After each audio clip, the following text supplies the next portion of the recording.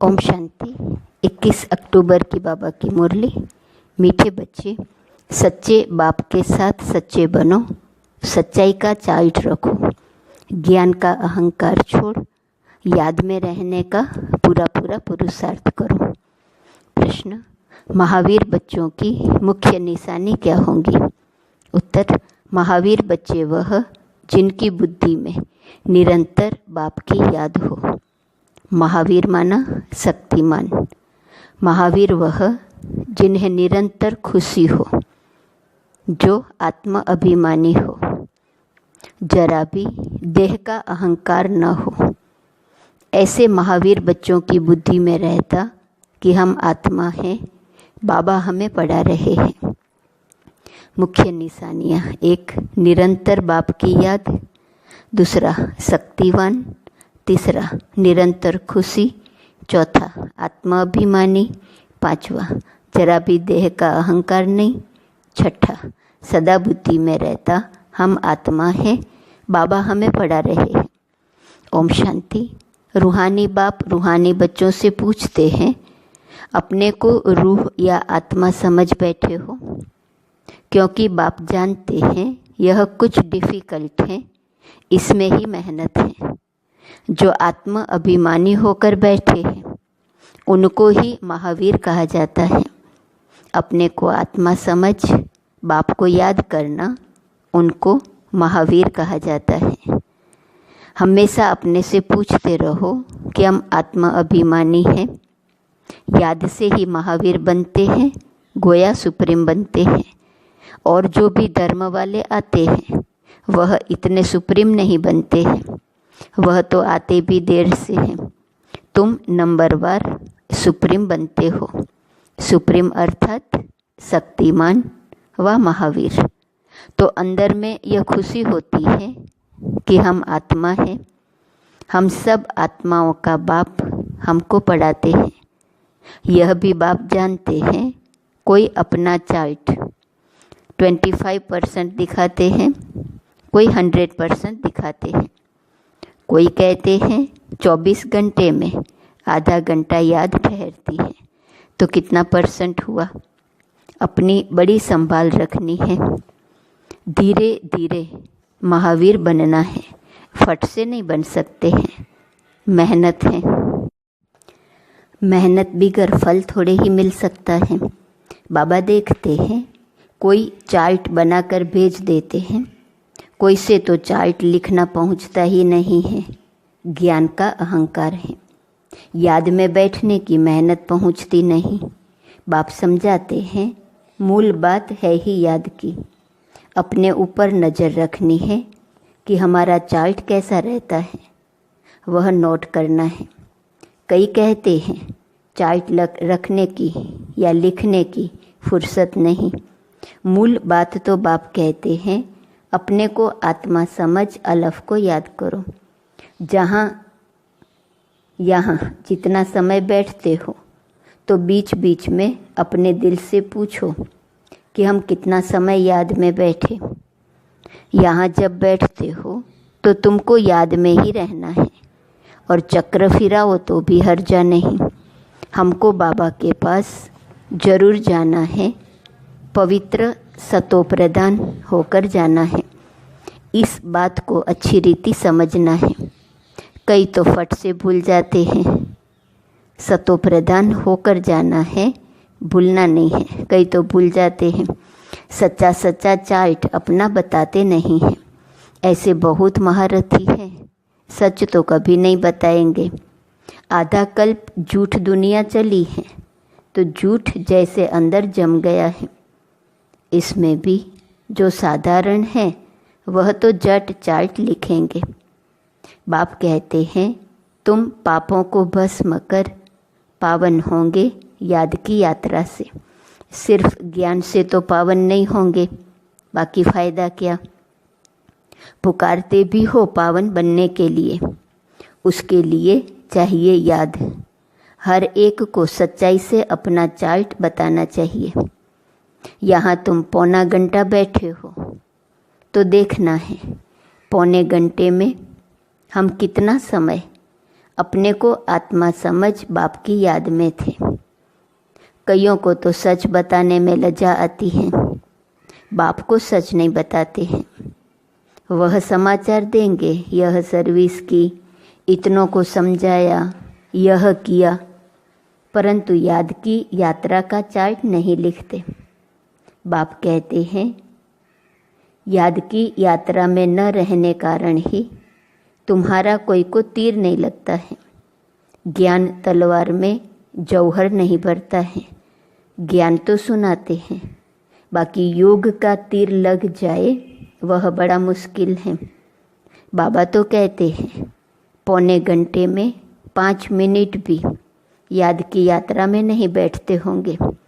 समझते ही नहीं हैं कि कैसे अपने को आत्मा समझ और बाप को याद करें। कई तो कहते हैं हम निरंतर याद में रहते हैं। बाबा कहते हैं यह अवस्था अभी हो नहीं सकती। अगर निरंतर याद करते फिर तो कर्मातीत अवस्था आ जाए, ज्ञान की पराकाष्ठा हो जाए। थोड़ा ही किसको समझाने से बहुत तीर लग जाए। मेहनत है ना। विश्व का मालिक कोई ऐसे थोड़े ही बन जाएंगे। माया तुम्हारी बुद्धि का योग कहाँ का कहाँ ले जाएंगी। मित्र संबंधी आदि याद आते रहेंगे।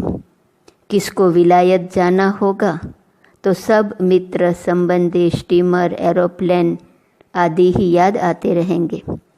विलायत जाने की जो प्रैक्टिकल इच्छा है वह खींचती है। बुद्धि का योग बिल्कुल टूट जाता है और कोई तरफ बुद्धि न जाए, इसमें बड़ी मेहनत की बात है। सिर्फ एक बाप की ही याद रहे, यह देह भी याद न आए, यह अवस्था तुम्हारी पिछाड़ी की होगी। दिन प्रतिदिन जितना याद की यात्रा को बढ़ाते रहें, इसमें तुम्हारा ही कल्याण है। जितना याद में रहेंगे उतना तुम्हारी कमाई होगी। अगर शरीर छूट गया फिर यह कमाई तो कर नहीं सकेंगे। जाकर छोटा बच्चा बनेंगे तो कमाई क्या कर सकेंगे। बल आत्मा यह संस्कार ले जाएंगी, परंतु टीचर तो चाहिए ना जो फिर स्मृति दिलाए। बाप भी स्मृति दिलाते हैं ना, बाप को याद करो। ये सिवाय तुम्हारे और कोई को पता नहीं है कि बाप की याद से ही पावन बनेंगे। वह तो गंगा स्नान को ही ऊंच मानते हैं, इसलिए गंगा स्नान ही करते रहते हैं। बाबा तो इन सब बातों का अनुभवी है ना, इसने तो बहुत गुरु किए हैं। वह स्नान करने जाते हैं पानी का, यहाँ तुम्हारा स्नान होता है याद की यात्रा से। सिवाय बाप की याद के तुम्हारी आत्मा पावन बन ही नहीं सकती। इनका नाम ही है योग अर्थात याद की यात्रा। ज्ञान को स्नान नहीं समझना, योग का स्नान है। ज्ञान तो पढ़ाई है, योग का स्नान है जिससे पाप कटते हैं। ज्ञान और योग दो चीज़ें हैं। याद से ही जन्म जन्मांतर के पाप भस्म होते हैं। बाप कहते हैं इस याद की यात्रा से ही तुम पावन बन सतो प्रधान बन जाएंगे। बाप तो बहुत अच्छी रीति समझाते हैं। मीठे मीठे बच्चों, इन बातों को अच्छी रीति समझो, यह भूलो नहीं। याद की यात्रा से ही जन्म जन्मांतर के पाप कटेंगे। बाकी ज्ञान तो है कमाई। याद और पढ़ाई दोनों अलग चीज़ है। ज्ञान और विज्ञान। ज्ञान माना पढ़ाई, विज्ञान माना योग अथवा याद। किसको ऊंच रखेंगे, ज्ञान या योग? याद की यात्रा बहुत बड़ी है, इसमें ही मेहनत है। स्वर्ग में तो सब जाएंगे। सतयुग है स्वर्ग, त्रेता है सेमी स्वर्ग। वहाँ तो इस पढ़ाई अनुसार जाकर विराजमान होंगे। बाकी मुख्य है योग की बात। प्रदर्शनी व म्यूजियम आदि में भी तुम समझाते हो, योग थोड़े ही समझा सकेंगे। सिर्फ इतना कहेंगे, अपने को आत्मा समझ, बाप को याद करो। प्रदर्शनी व म्यूजियम में ज्ञान समझा सकते हैं, योग तो नहीं समझा सकते, ज्ञान तो बहुत देते हो। बाप कहते हैं पहले पहले बात ही यह बताओ कि अपने को आत्मा समझ, बाप को याद करो। इस ज्ञान देने के लिए ही तुम इतने चित्र आदि बनाते हो। योग के लिए कोई चित्र की दरकार नहीं है। चित्र सब ज्ञान की समझाने के लिए बनाए जाते हैं। अपने को आत्मा समझने से देह का अहंकार बिल्कुल टूट जाता है। ज्ञान में तो जरूर मुख चाहिए वर्णन करने के लिए। योग की तो एक ही बात है, अपने को आत्मा समझ, बाप को याद करना है। पढ़ाई में तो देह की दरकार है, शरीर बिगड़ कैसे पढ़ेंगे व पढ़ाएंगे। पतित पावन बाप हैं तो उनके साथ योग लगाना पड़े ना, परंतु कोई जानते नहीं है। बाप खुद आकर सिखलाते हैं। मनुष्य को कभी सिखला ना सके। बाप ही कहते हैं मुझे याद करो। इसको कहा जाता है परमात्मा का ज्ञान। परमात्मा ही ज्ञान का सागर है। यह बड़ी समझने की बातें हैं। सबको यही बोलो कि बेहद के बाप को याद करो। वह बाप नई दुनिया स्थापन करते हैं। वह समझते ही नहीं कि नई दुनिया स्थापन होनी है जो भगवान को याद करे। ध्यान में भी नहीं है तो ख्याल करे ही क्यों। यह भी तुम जानते हो। परमपिता परमात्मा शिव भगवान एक ही है। कहते भी हैं ब्रह्मा देवताय नमः, फिर पिछाड़ी में कहते हैं शिव परमात्माय नमः। वह बाप है ही ऊंचते ऊंच, परंतु वह क्या है यह भी नहीं समझते। अगर पत्थर ठिकर में है फिर नमः काहे की, अर्थ रहित बोलते रहते हैं। यहाँ तो तुमको आवाज़ से परे जाना है, अर्थात निर्वाण धाम शांति धाम में जाना है। शांति धाम सुख धाम कहा जाता है, वह है स्वर्ग धाम। नर्क को धाम नहीं कहेंगे। अक्सर बड़े सहज है, क्राइस्ट का धर्म कहाँ तक चलेगा यह भी उन लोगों को कुछ पता नहीं। कहते भी हैं क्राइस्ट से 3000 वर्ष पहले पैराडाइज था, अर्थात देवी देवताओं का राज्य था। तो फिर 2000 वर्ष क्रिश्चियन का हुआ, अब फिर देवता धर्म होना चाहिए ना। मनुष्यों की बुद्धि कुछ काम नहीं करती। ड्रामा के राज को न जानने कारण कितने प्लान बनाते रहते हैं। यह बातें बड़ी अवस्था वाली बूढ़ी माताएं तो समझ ना सके। बाप समझाते हैं अभी तुम सबकी वानप्रस्थ अवस्था है, वाणी से परे जाना है। वह बल कहते हैं निर्वाण धाम गया, परंतु जाता कोई नहीं है। पुनर्जन्म फिर भी लेते जरूर हैं, वापिस कोई भी नहीं जाता। वानप्रस्थ में जाने के लिए गुरु का संग करते हैं। बहुत वानप्रस्थ आश्रम हैं, माताएं भी बहुत हैं, वहाँ भी तुम सर्विस कर सकते हो। वानप्रस्थ का अर्थ क्या है तुमको बाप बैठ समझाते हैं। अभी तुम सब वानप्रस्थी हो, सारी दुनिया वानप्रस्थी है। जो भी मनुष्य मात्र देखते हो सब वानप्रस्थी है।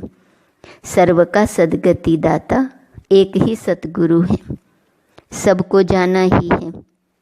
जो अच्छी रीति पुरुषार्थ करते हैं वह अपना ऊंच पद पाते हैं। इसको कहा ही जाता है कयामत का समय। कयामत के अर्थ को भी वह लोग समझते नहीं हैं। तुम बच्चों में भी नंबरवार समझते हैं। बड़ी ऊंच मंजिल है, सबको समझना है। अभी हमको घर जाना है जरूर। आत्माओं को वाणी से परे जाना है, फिर पार्ट रिपीट करेंगे। परंतु बाप को याद करते करते जाएंगे तो ऊंच पद पाएंगे। दैवी गुण भी धारण करने हैं। कोई गंदा काम, चोरी आदि नहीं करना चाहिए। तुम पुण्य आत्मा बनेंगे ही योग से, ज्ञान से नहीं। आत्मा पवित्र चाहिए। शांतिधाम में पवित्र आत्माएं ही जा सकती हैं। सब आत्माएं वहाँ रहती हैं, अभी आती रहती हैं। बाकी जो भी होंगी वह यहाँ आती रहेंगी। तुम बच्चों को याद की यात्रा में बहुत रहना है। यहाँ तुमको मदद अच्छी मिलेंगी। 1-2 का बल मिलता है ना। तुम थोड़े बच्चों की ही ताकत काम करती है। गोवर्धन पहाड़ दिखाते हैं ना, अंगुली पर उठाया। तुम गोप गोपियाँ हो ना। सतयुगी देवी देवताओं को गोप गोपियाँ नहीं कहा जाता है। अंगुली तुम देते हो। आयरन एज को गोल्डन एज व नर्क को स्वर्ग बनाने के लिए तुम एक बाप के साथ बुद्धि का योग लगाते हो। योग से ही पवित्र होना है। इन बातों को भूलना नहीं है। यह ताकत तुमको यहाँ मिलती है। बाहर में तो आसुरी मनुष्यों का संग रहता है। वहाँ याद में रहना बड़ा मुश्किल है। इतना अडोल वहाँ तुम रह नहीं सकेंगे। संगठन चाहिए ना। वहाँ सब एक रस इकट्ठे बैठते हैं तो मदद मिलेंगी। यहाँ मधुबन में बाबा कहते सब एक रस इकट्ठे बैठते हैं तो मदद मिलेंगी। यहाँ धंधा आदि कुछ भी नहीं रहता है। बुद्धि कहाँ जाएंगी। बाहर में रहने से धंधा घर आदि खींचेगा जरूर। यहाँ तो कुछ है नहीं। यहाँ का वायुमंडल अच्छा शुद्ध रहता है। ड्रामा अनुसार कितना दूर पहाड़ी पर आकर तुम बैठे हो। यादगार भी सामने एक्यूरेट खड़ा है।